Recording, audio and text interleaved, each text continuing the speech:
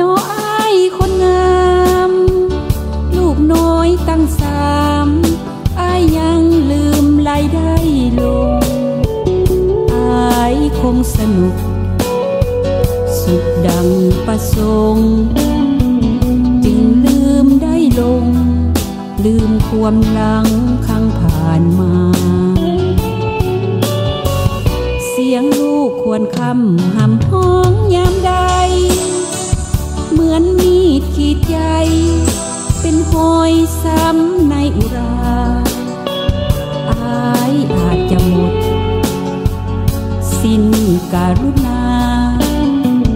จึงไล่หนีหน้าปล่อยลูกให้เป็นกำพร้าพ่อยังอายอาจจะเปิด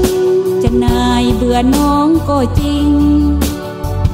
แต่อายควรลิ้น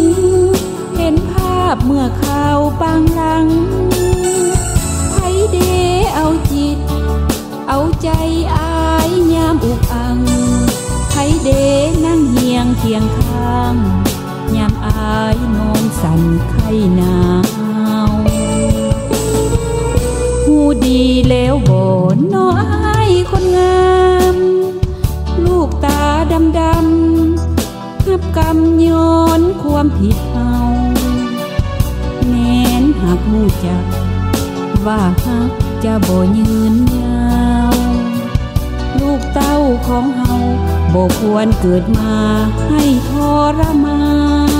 น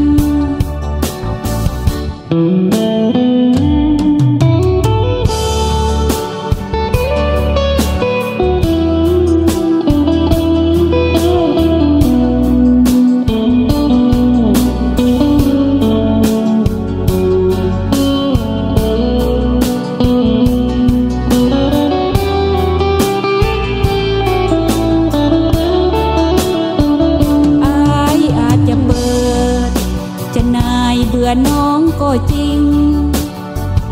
แต่อายควรลิ้นเห็นภาพเมื่อข่าวบางหลัง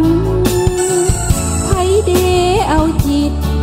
เอาใจอายยามอุกอังไผเดนั่งเฮียงเคียงข้างยามอายนอนสั่นไข้หนาวหูดีแล้วบ่น้ออ้ายคนงาม